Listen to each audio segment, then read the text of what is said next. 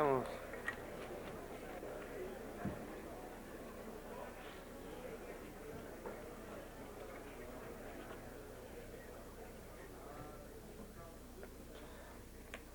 In behalf of the Latin American Student Association of the Kennedy School of Government, the Harvard Organization of Latin Americans of the Yard, and the Forum Office, I want to thank your presence here tonight to join us in this discussion of such an important issue for the United States and all the Latin American countries. I want to introduce tonight our guests and honorable speakers. First, Mark Kleiman. He's an associate professor of public policy here in the Kennedy School. He has just written a book called Against Excess, Drug Policy for Results last year, and he's going to be the moderator of this discussion with us tonight. Secondly, Mr. Dr. De Grace, who is the National Prosecutor or the Prosecutor General of Colombia. He has been one of the most courageous and effective public officials in the struggle of Colombia against this war on drugs. Unfortunately, Mr. Gelbart, who was also one of our guests tonight, called yesterday that he couldn't come. So we will start with this forum, which is called Legalization, Interdiction, or International Cooperation. How can the war on drugs be won?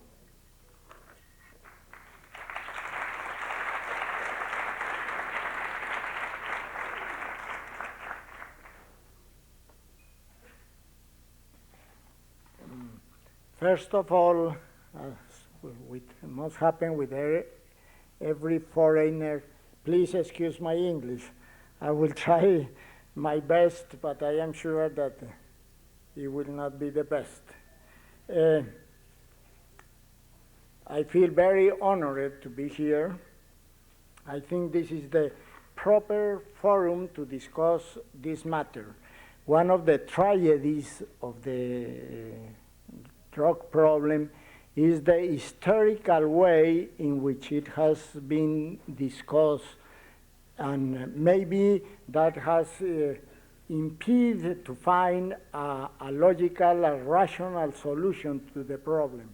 In my country, anyone who talks about legalization immediately is labeled as a coward or as sold to the narco-traffickers. Here, I think that there is some hysterism also in the discussion of the matter.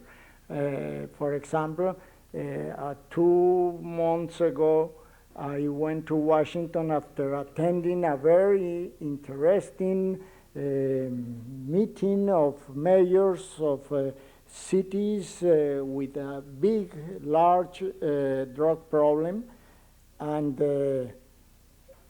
I dare to mention in that meeting the possibility of legalization as a way of, as a solution to the drug problem. And you cannot imagine the hysterism in the US government against what I have said.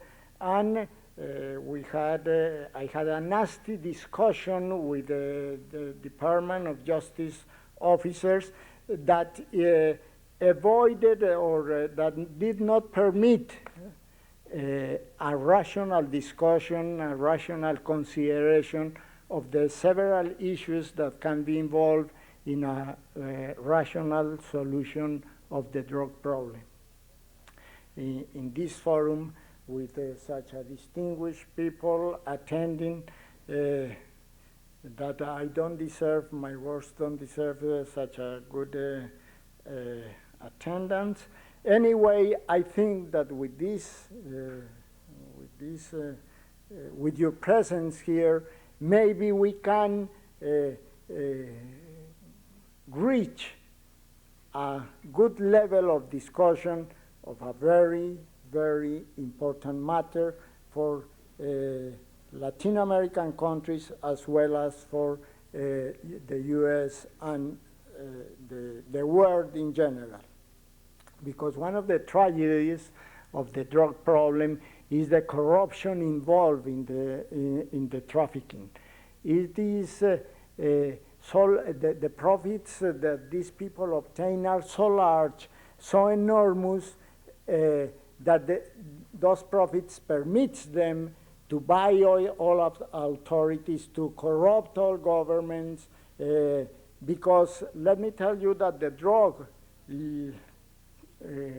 comes to Colombia in a raw form, is transformed there, is taken to the States through several routes, the Caribbean, Mexico, etc., corrupting the authorities all along the route and corrupting the countries where the drug goes in. Because when Mr. Escobar was killed, and after a visit of Mr. Brown to Colombia, he said that Colombia has done something against the war against drugs, and that with Escobar being killed, he wants us to go against the Cali cartel. But I was forced to answer him that he should not indicate what we must do in that way, because because it implied that we were not going against the Cali cartel, since notwithstanding that we have been going against them for a long time. And I wanted to tell him that it is true that the drugs go out of Colombia after corrupting our authorities, which is a very sad thing for us, but also comes into the States and other countries and other consumer countries after corrupting your authorities. And this is a thing that, in my opinion, the consumer countries' authorities has not realized as much as it deserves to be realized. Is the present policy of interdiction and poor fighting against consumerism a failure or not? In my opinion, it is a failure as it has been conducted. Let's see why it is a failure. In my opinion, it's a failure because, first, we have few criminals, that is, narco-traffickers in jail, notwithstanding the huge amounts of money involved, the large amount of human resources involved in the war. Second, consumption is stable or is increasing slightly or otherwise. Third, the judicial cases are very poor, and this is a very keen problem. These people, the narco-traffickers, are very clever people, very rich people, very sophisticated criminals. And that makes the conducting of a war against them through a judicial process, through civilized methods, are very, very difficult, very complicated.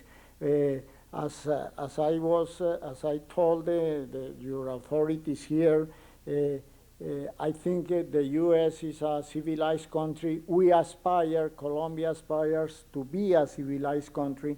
And in a civilized country, a judge cannot put a criminal in jail just because he thinks he's a criminal, but because we can prove him to be a criminal. And one of the problems with the narco traffickers is the difficulty of proving them to be criminals, because, as I was saying, they are very rich, has enormous resources to hide any judicial evidence of their crimes, and this makes the war, from a judicial point of view, very difficult. Then Another factor for the failure is that they continue, the narco traffickers continue to make big profits, and finally, of course, there are many other factors that shows the failure of the war against narco trafficking. Finally, drug-related crimes are also on the rise. So what is the solution? Is legalization a solution? I really don't know. I don't know, and I am not going to sell, I don't have a recipe to triumph in the war against drugs. I think I am just inviting you to think about how we can, first of all, or maybe,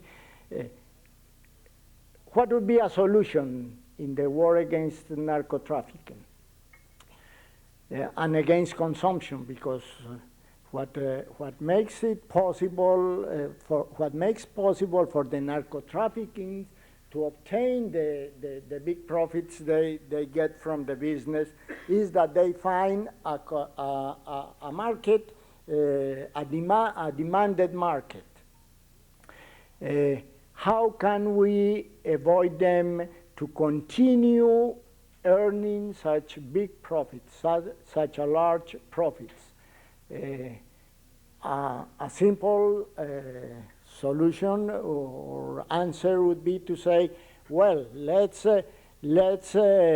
diminish the demand. How can you do that? Putting the consumers in jail, giving them medical treatment, big campaigns of education by themselves. I think is maybe it's possible to obtain a reduction, but a big reduction. Mr. Clayman was telling us, rightly enough, that 80% of the consuming market is comprised by usual consumers, addicts, people that consumes at least that uses cocaine, for example, at least once a week or more. So that this is the big market, the big demanded market that should be reduced in order that the narco traffickers do not find such a big demand. The other way would be to reduce so much the price, to find a way to reduce the price of the drugs in the market, that then it will not be attractive for them to take all the risk involved in putting a kilo of cocaine, for example, that in Bogota cost about, or can be acquired by them for about $2,000, and in order not to be able for them to sell it for $20,000 to $25,000, because with such a large difference between the cost and the price of selling the drug, there will be always, in a civilized or an industrialized country, as well as in a poor country, there will be always somebody willingly enough to transport the drug. Because look, it is not the traffickers are not only the people of the poor countries. The transporter of the drugs generally are foreigners, that is non-Colombians, people that comes born in industrialized countries. And because that's not the problem is not of the narco trafficking are made or by people of very different cultures and very different nationalities. Not only Colombians are the narco-traffickers, but also foreigners. Well, then one of the questions that should be answered is how to decrease the profits obtained by the narco-traffickers. And I think the answer is either diminishing, reducing the demand, or making it so much so available that the price, the difference in prices will be so low that nobody will do the business. Because as many narco-traffickers, repentant narco-traffickers has told me, if the price of cocaine in Bogota, of a kilo of cocaine costs 2,000, and that cannot be sold but by 4,000, nobody will go into that business. So, is there a realistic way of obtaining that? Look,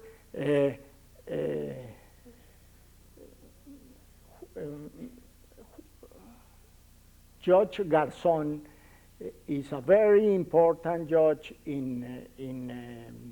magistrate in Spain. He fought for a long time. He fought against narco-traffickers. He put many of them in jail. He conducted a very courageous war against narco-traffickers. And he, at this moment, he is a member of the parliament. He was the first in the González list to be for senators to be elected. And he so discouraged with the failures of the war through interdiction that he is proposing the Spanish government to provide free of charge drugs to the habitual consumers in order to destroy the narco-traffickers. Because when I talk, for example, about the possibility, and I want to create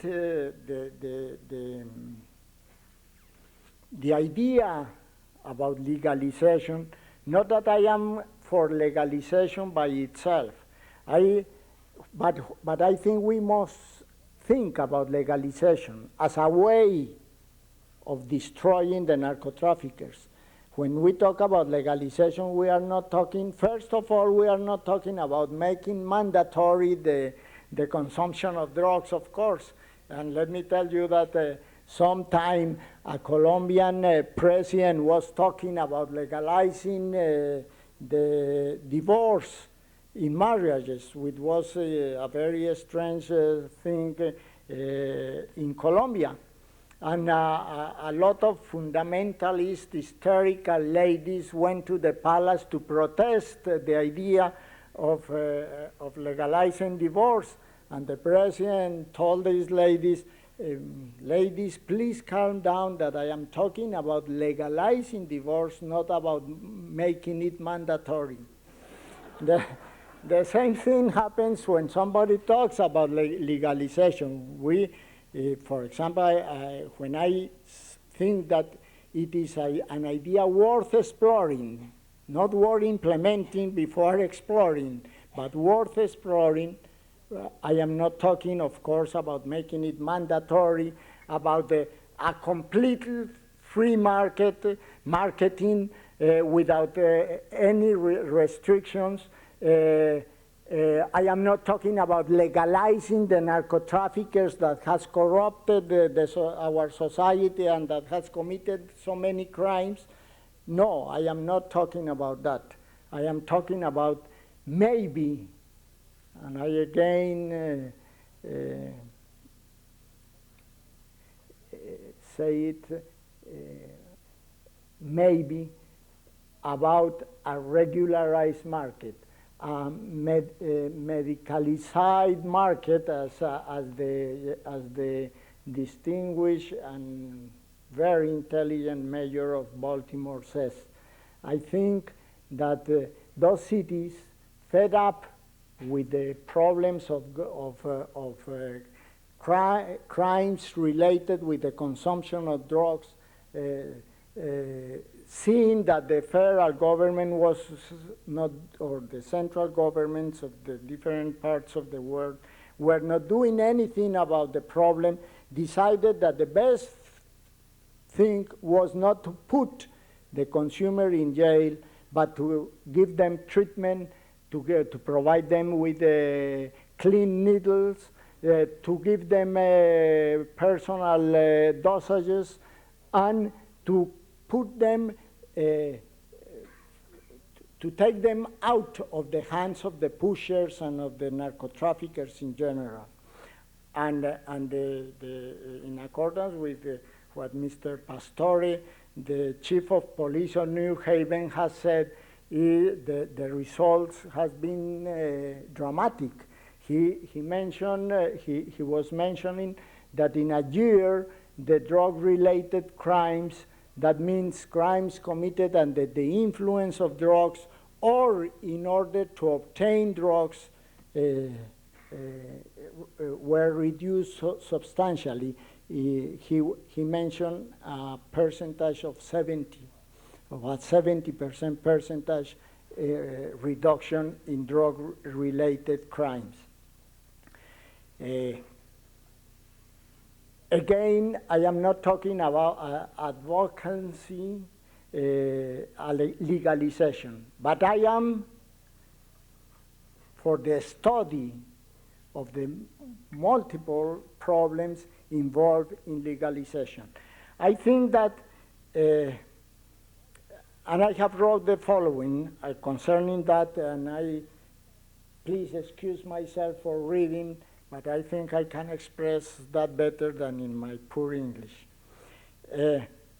Regardless of your present stance on the debate about legalization versus criminalization, I hope that bona fide participants will be willing to recognize that the debate has been an extremely odd one. Its oddity stems in large part from the fact that one would assume that whenever a disjunctive decision between two alternative courses of action, A and B, needs to be made, the rational agent would try to achieve clarity about what each option amounts to before making up its mind. Whereas it is by now clear that criminalization can take many forms. In contrast, whenever legalization is mentioned as a possibility, people invariably think that this can only mean a free and completely unregulated market, whereas endless discussions have taken place about different models of criminalization. Comparatively little serious work has been done with regards to different models of legalization. The consequences of this lack of attention have made themselves felt in the general debate about criminalization versus legalization. Defenders and opponents of the latter alike tend to think of it merely as a cleaning operation consisting in the repeal of those laws pertaining to narcotics. I will call this conception negative legalization. If this were the only model available, I would also be apprehensive about it.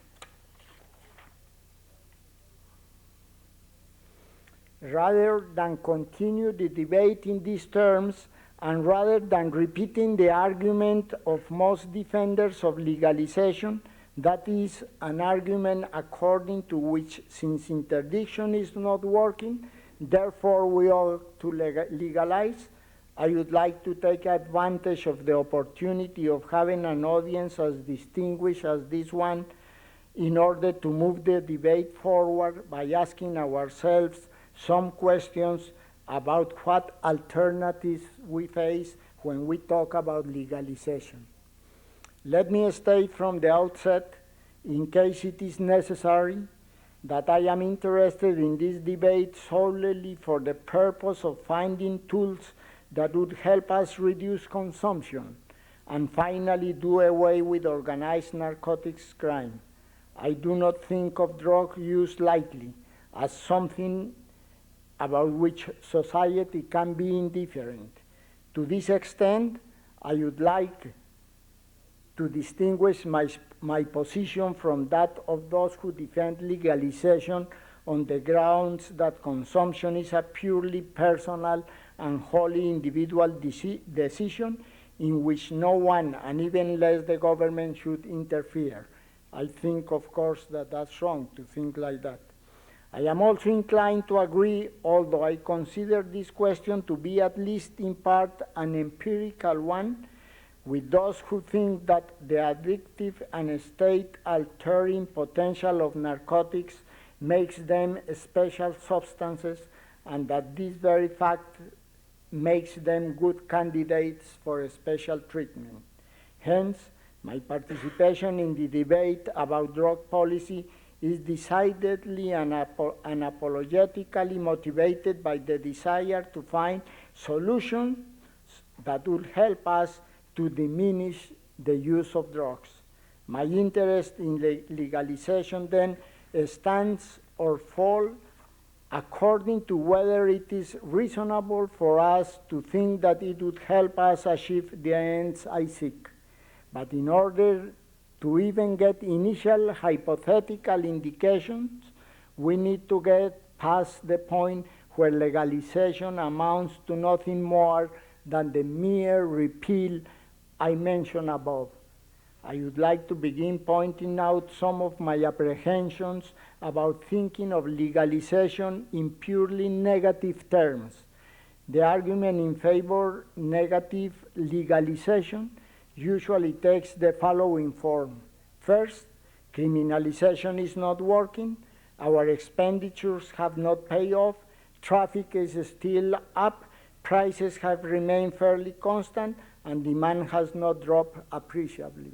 So let's legalize. Second, perhaps the most effective way to hurt the traffickers and therefore to diminish the negative effects of this ghastly business is to hurt traffickers where it hurts the most, their pockets. One of the reasons why this business offers astronomical rates of profits, rates completely out of line with those of virtually all honest legal business, is that there are so many prohibitions standing between producers and merchants on the one hand and consumers on the other, that we are rewarding the narco traffickers because with those prohibitions we are rewarding them. But then what we must ask ourselves is, then in order not to reward them, the idea is to legalize? That is what I want to address to you. And then to ask you to think about the problems involving legalizations, not the negative legalizations, as I call it, by which I mean complete freedom of producing, transporting, commercialize drugs, but legalization understood as a regulated market with large expenditures in education and in prevention and in treatment to addicts.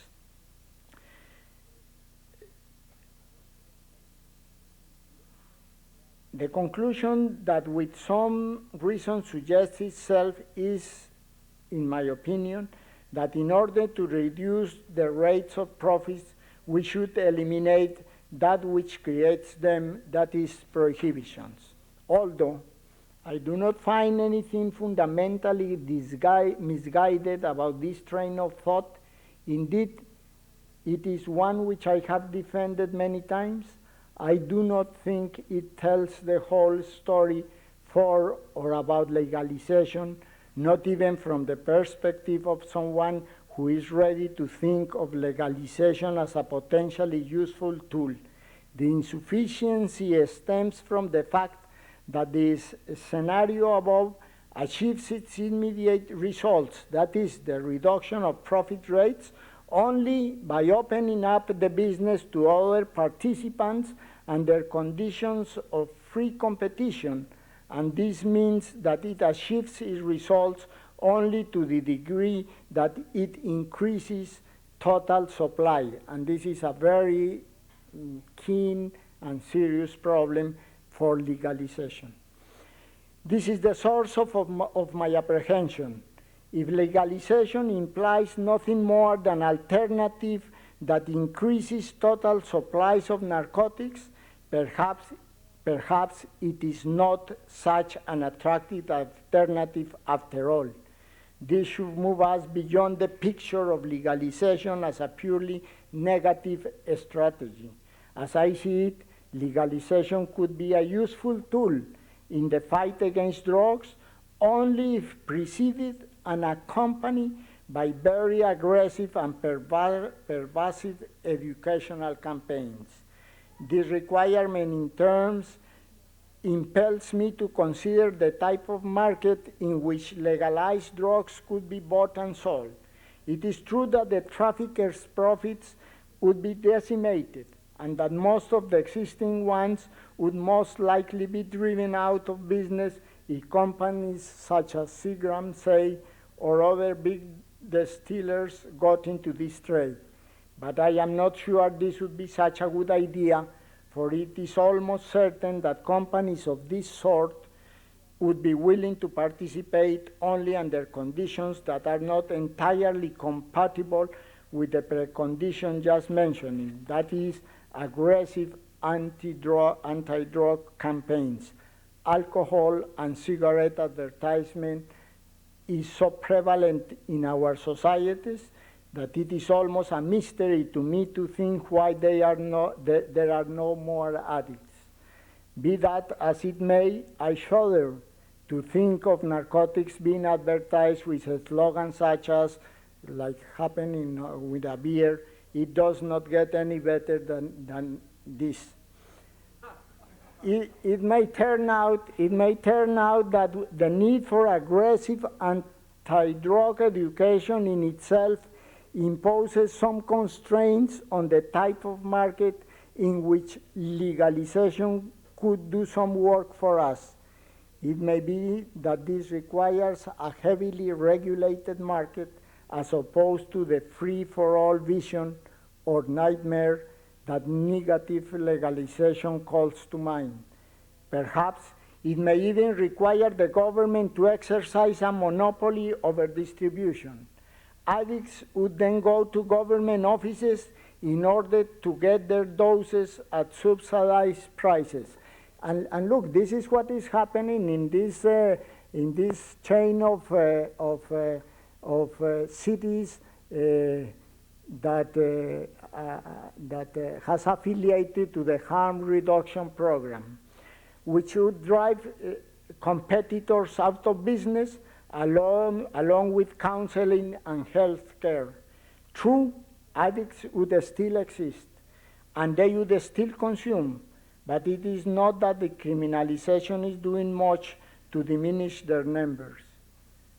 It is also true that the state would now be involved in an activity that leads to what even most defenders of legalization criticize, that is consumption. But again, it may be good for us to consider the sources of what may amount to nothing more than skirmishes. Recall both the failures of our present policy and the fact that I countenance legalization only as a tool for the reduction of consumption and its associated vices. If what we care for in arguing against state involvement in this business is the well-being of the citizens, it may be the case that the best way to protect them and enhance them is precisely to undercut those who push their wares with no objective other than profits. Taxpayers will, of course, have reservations about seeing some of their money being spent in what looks like a subsidy for drug use, but consider the alternative that we are presently pursuing.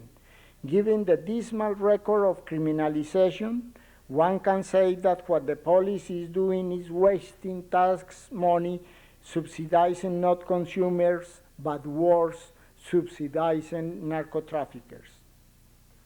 This is an outrage. There is, of course, much more to be said about the operation of a legalized market in narcotics. If it operates on the basis of government-run distribution centers, whom they would serve, hardcore users, occasional users, passerbys, what kind of age limit should be imposed, what kind of drugs should be covered by a program of this kind, how large dosages would they give out? Briefly, my sense is that they would have to serve the general adult public regardless of frequency of use, for otherwise there will once again be an incentive towards black markets. For the same reason, I believe that there cannot be too many strings attached to their services, although I do not believe that there can be some. I do not think that the service needs to be a simple matter of coming to the centers, receiving the dose, and going out. Counseling should be made available and health services of some type mandatory in exchange for the dose.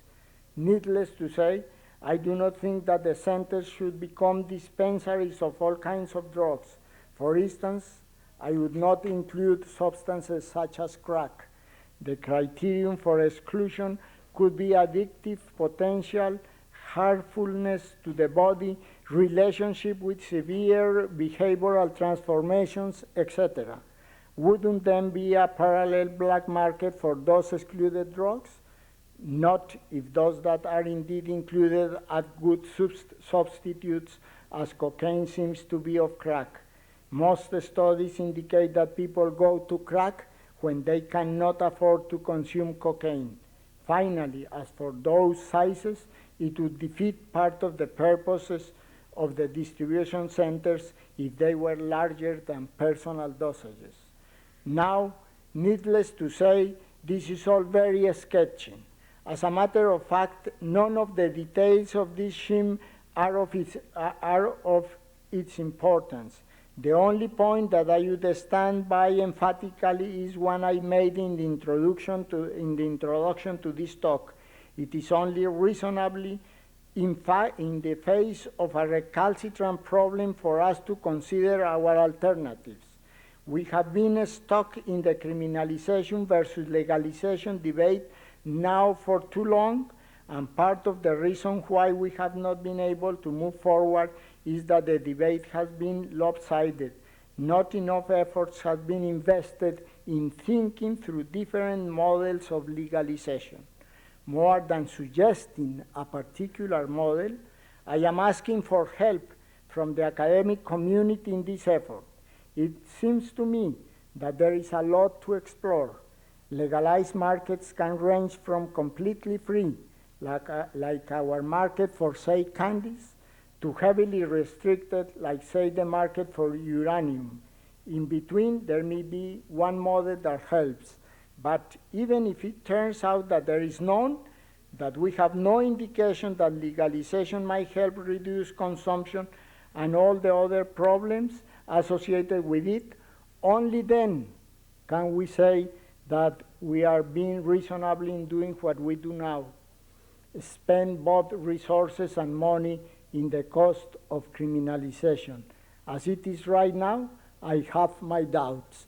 And let me tell you that as I said, I am not advocating legalization. What I am advocating is to study the different alternatives, one of them legalization, and within legalization there are many alternatives, from a free complete market to a very strict control market.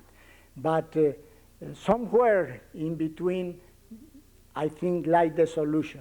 What we cannot continue to do is to subsidize the narco-traffickers. I think that when we talk, you know, in Colombia with the hysterical way in which the discussion on drugs goes on, when somebody talks about legalization, as I was saying, immediately he's labeled as a coward or as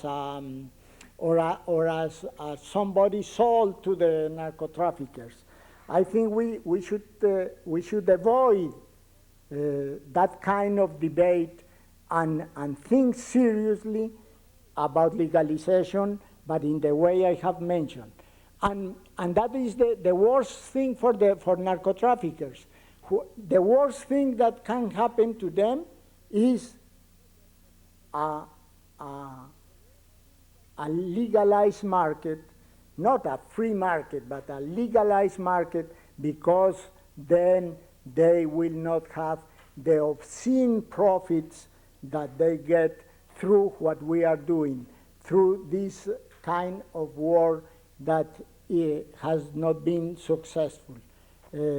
Again, many thanks for your kind attention to these poor words, and God bless you.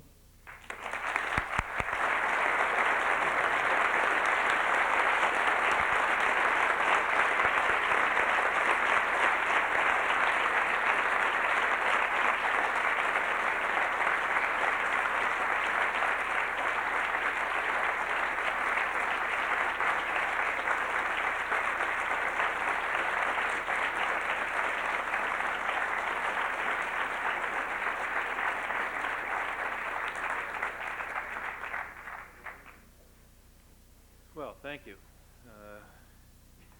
for, I think, a most stimulating contribution to this, what it seems to me has been a largely futile debate until now. I think it's true that most of the advocates of legalization, and I can think of a number of my U.S. academic colleagues in this connection, have been satisfied to argue against the costs, point up the costs of the current prohibitions, without acknowledging the extraordinarily difficult policy design problem which replacing the current prohibitions with something else poses.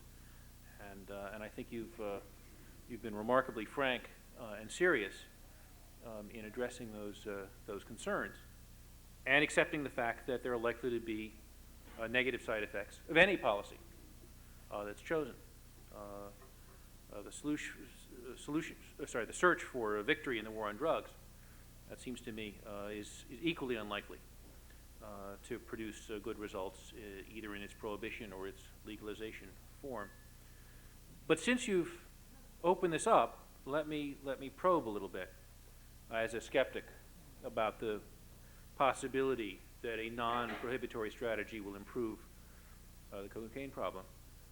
Your proposal, as I take it, and correct me if I'm wrong at any point,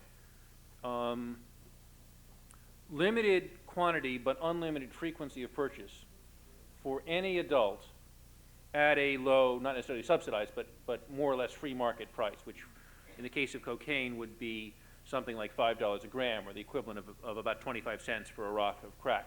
Crack not prohibited, but permitted, but powder permitted. To any adult, but not to minors. Is that correct? Right, that's correct. And look, there is one problem involving or one thing involving this problem, which is that maybe in the way we are, and excuse me for not addressing directly what you are saying, but I think later on in the discussion this can be important to have into consideration. First of all, the people involved in narco-trafficking are not, as the common popular thought goes, are not very few. At the contrary, there are many people involved in the narco-trafficking, not only serving a few small head of cartels, but having their own cartels. For example, in Cali, I have been criticized, but because I have said that there is not a Cali cartel in the sense of few people dominating the whole marketing of drugs or trafficking of drugs. In my opinion, from what from all the evidence I have been able to gather, there are several cartels that sometimes works together, other times they work independently. As a matter of fact, I think, and this is one of the things why the failure in the drug war as it has been conducted, is that judicially you cannot take to court but about 10% of the people involved in the business. Why? Because there are many ones the intelligence agencies hasn't been able to identify the rest of them. Most of them are not involved in crime, in common crimes, in homicides and things like that, like happened with the Medellin cartel, and they work very quietly and very effectively, unfortunately, with nobody being able to localize them or to identify them. And this is a big problem because, as a matter of fact, even if Colombia offers, as it is now offering, some advantages to criminals that repent and goes to the Fiscalia and says that they wanted to confess and abandon the business and so on, even if that policy is successful, be sure that with the big profits we have been talking about, many people will replace the ones that repent, and even if we can clean the whole Colombian country, then they will go to Peru, to Ecuador, to Venezuela, to other countries to continue trafficking. So this is to say that the most important thing is not to put people in jail, which is important. I mean, we should put the criminals in jail, but most important than that is to find a way to destroy their business through or legalization or any other way that you can think about. But as I understand it, your proposal is that we can do that in some way that reduces the aggregate consumption of cocaine. Right. And that's what I want to explore. What group of consumers would you expect to consume less cocaine if it were available without legal risk and at low price than they consume now when it's available with legal risk and at high price? Well, really, your question is interesting, but I will tell you this. By making legalized cocaine available, we will not reduce the number of consumers. We will reduce the number of consumers through other methods. Mm-hmm. What we will reduce is the narco-traffickers. What we will reduce is maybe the offer of cocaine. Okay. Well, let me pursue this a little, though. If consumers can buy effectively unlimited quantities, though not an unlimited quantity at any one time, of powder cocaine, you speculate on the possibility of a black market in crack. But short of a black market in crack, what's to keep them from simply going home and converting powder to crack? Last time I checked, my kitchen was a completely equipped conversion laboratory. You are right, but look, in Colombia, of course, this analogy is not completely exact, the analogy between alcohol and drugs, but it serves some purpose.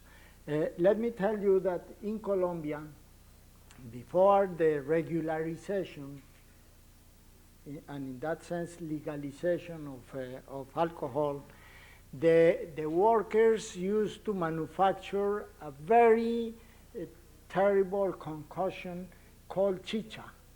They use it in order to have energy to work and immediately the government could provide a clean product, regulated with not an exorbitant price.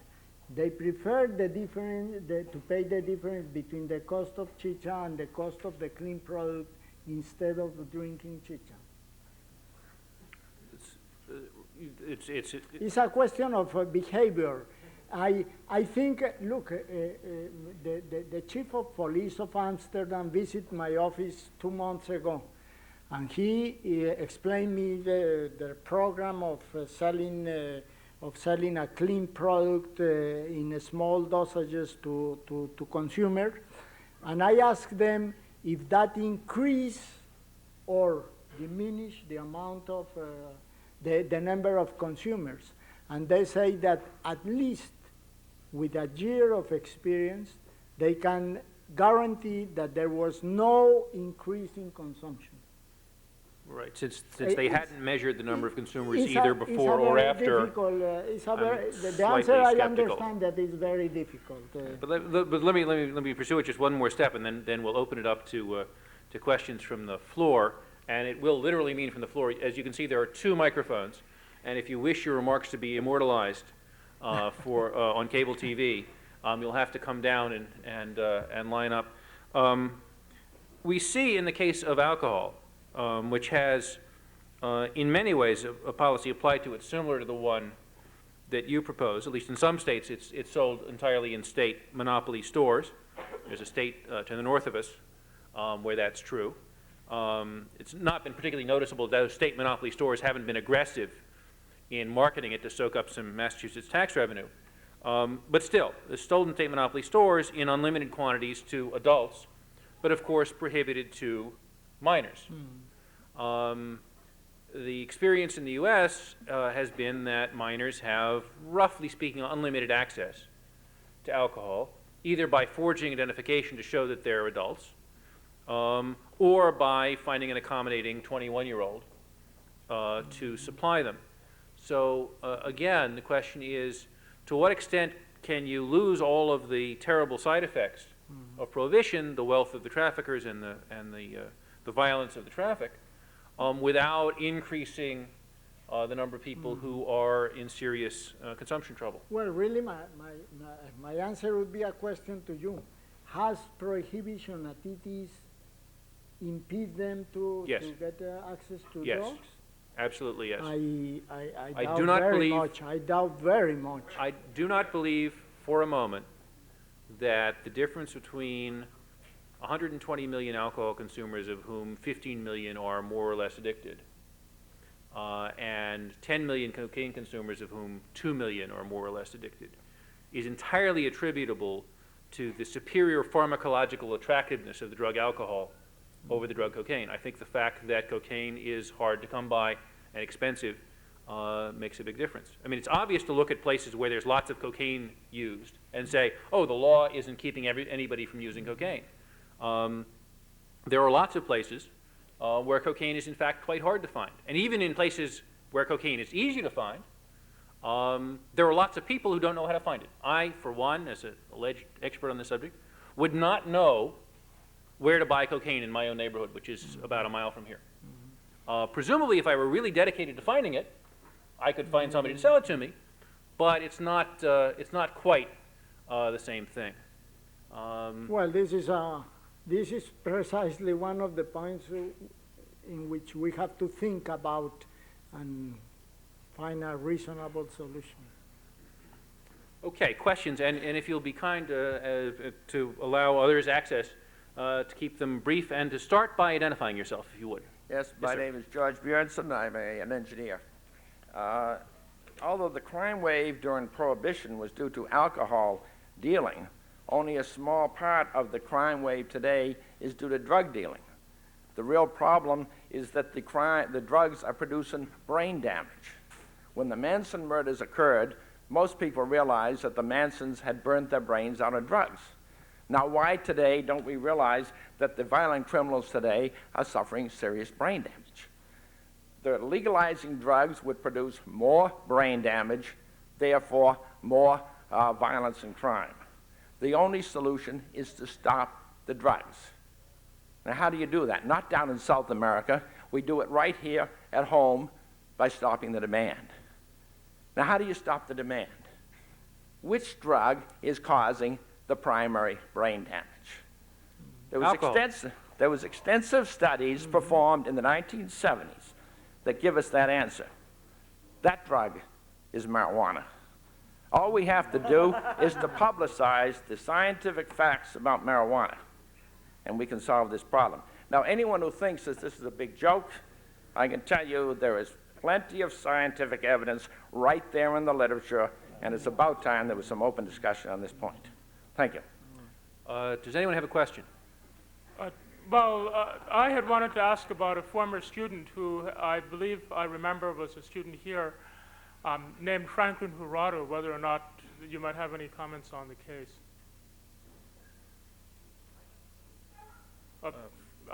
Professor Clement, You're familiar with perhaps? this? Franklin Jurado?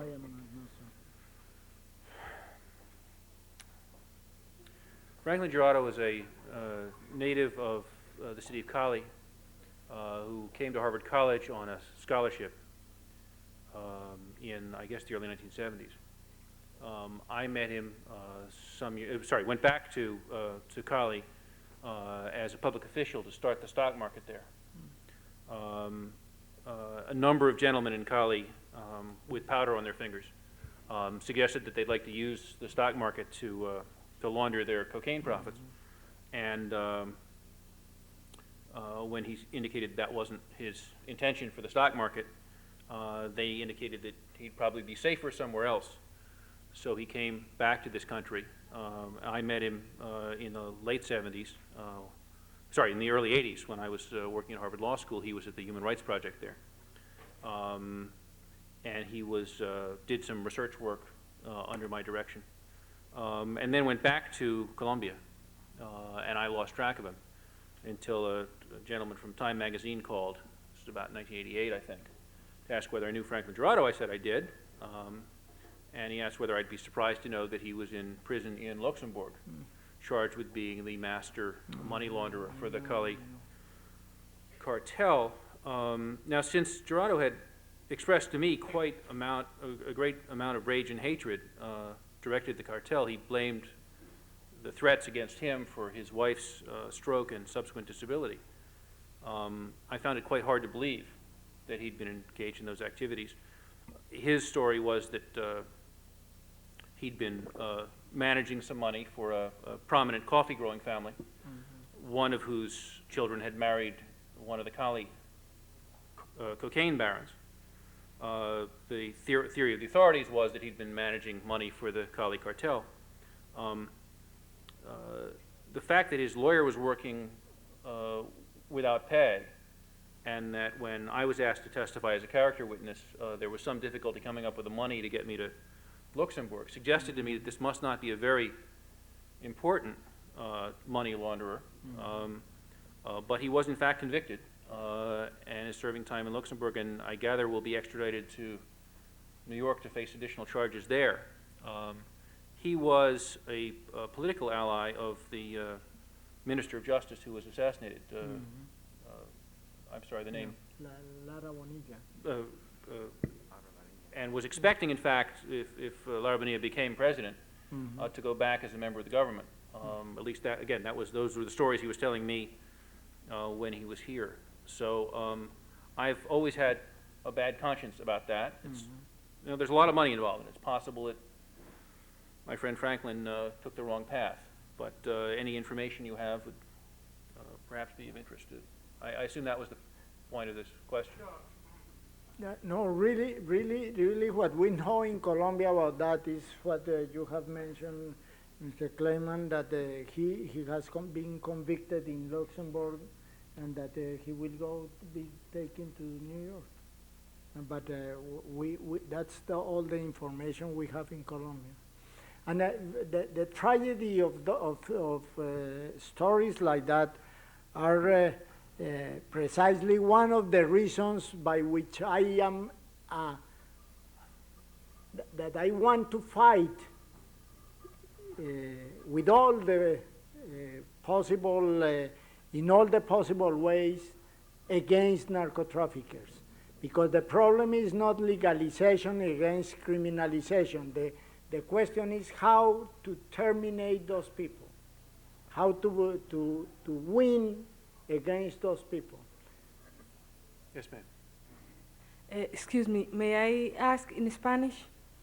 Sure. Okay, Perhaps, Será mejor, I better don't for speak me. so well.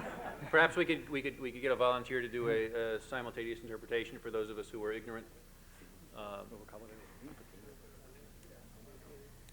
Oh, we have a volunteer translator. Excellent, thank you. Slowly. if you Diga, would. por favor. Okay. Es muy claro en It's este very clear. momento. Oh, do you want to say it first, the whole thing? Okay. Dilo todo primero. Okay. Okay. Es muy claro en este momento que el problema del consumo, a pesar de todas las trabas que hay para el comercio, no se ha podido bajar. Entonces, en este momento yo creo que lo de estudiar no es el consumo, sino quitarles el poder a los narcotraficantes. Y yo no llamaría, como me dijo un amigo, legalizar, sino regularizar el mercado. Yo creo que la palabra legalizar asusta de entrada. Yo creo que sería regularizar el mercado, como dijo mi vecino. Creo que también hay que darle diferentes estudios a los dos problemas. Oh. I think you're running ahead of your translator. Let's go back to sentence number 1 there. I think you're talking about the commercial aspect and trying to regulate the market and not instead of putting the emphasis on No, legalization what of it. she say, excuse me, let me, what she's You saying, might do better, Tom. what she's saying is that the diminishing of consume hasn't been successful. That parting from there, then what is important is to destroy the big profits of narco-traffickers. Yo creo que son dos puntos de vista muy diferentes, el punto de vista que podemos manejar desde Colombia y el punto de vista que se maneja desde aquí. She said that Porque son, excuse me, perdón. She said that the perspective of the problem is very different. Look from Colombia than from here. porque nosotros hemos pagado un precio altísimo de esa no legalización. Because we have paid a very high price in the fight against drugs, against narco-traffickers. No tanto con el consumo, a No. pesar de que sí lo tenemos. We, notwithstanding that we have some consumption, we are not a consuming country, but a commercialization country. Entonces, como nuestro más alto precio lo hemos pagado en vidas de gente inocente y en sufrir el poder que da este dinero en manos de narcotraficantes, nuestro punto de vista acerca de esta regularización tiene que ser muy superior al de ustedes. Since we have, Colombia has paid a high price in lives and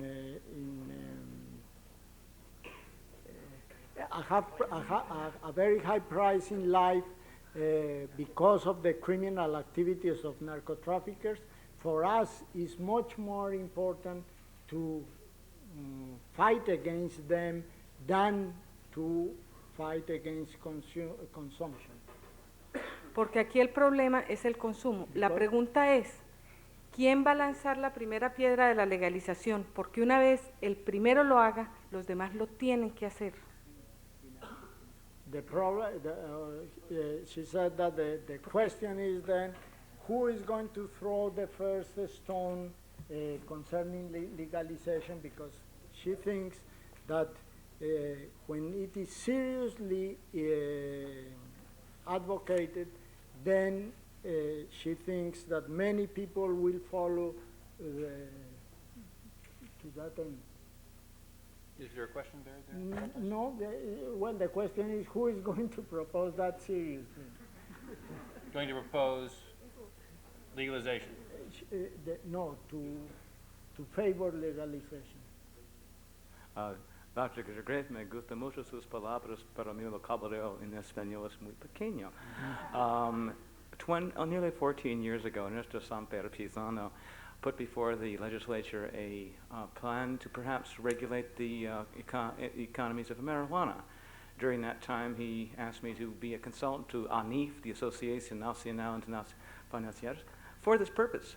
I wanted to tell you that your stances are far more popular in this country than you might be aware of. As the president of Cambridge Pharmaceutical Laboratories, we control the only patents for marijuana. Cut to a question. And you should Could we talk cut to to the a Harvard question? Business question. Yes. Why don't you talk to us at the Harvard Business School? We're very interested in what you have to say. We're not involved with politics. We have the patents for medical marijuana, and we have over 200 of us who are interested in what you say, but it always goes into politics. If you talk to people under the age of 50 who didn't get contracts from the Drug Enforcement Administration to just get close enough to legalization, but not quite so you can get into contracts, Mr. Kleiman, then we'd have a real thing. But remember, your opponent is being paid by contracts from the Drug Enforcement Administration. He can't go for legalization or Botac Analysis would go bankrupt. So keep on speaking, sir. We'd like to hear you. Thank you very much. Yes, sometimes I think that Cambridge Pharmaceuticals used a little too much of its own product.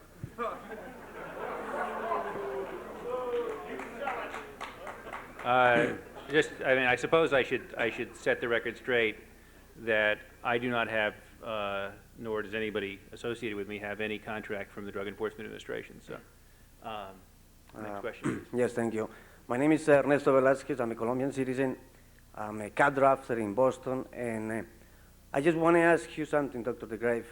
It has been acknowledged that we've been suffer all the matters on violence and life cost Colombia. I mean, do you really think that if we regulate the consumption of cocaine, this is going to help our children?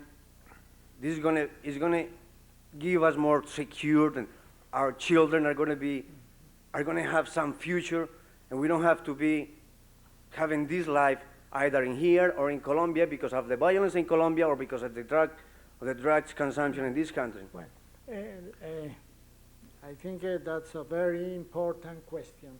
And let me tell you first that I am not advocating legalization. What I am advocating is to study the consequences, the possible consequences of legalization and what kind of legalization we could eventually adopt depending on the results of those studies, first. Secondly, again, when I talk about the possible solution of the drug trafficking through legalization, I am not advocating the consumption of the drugs.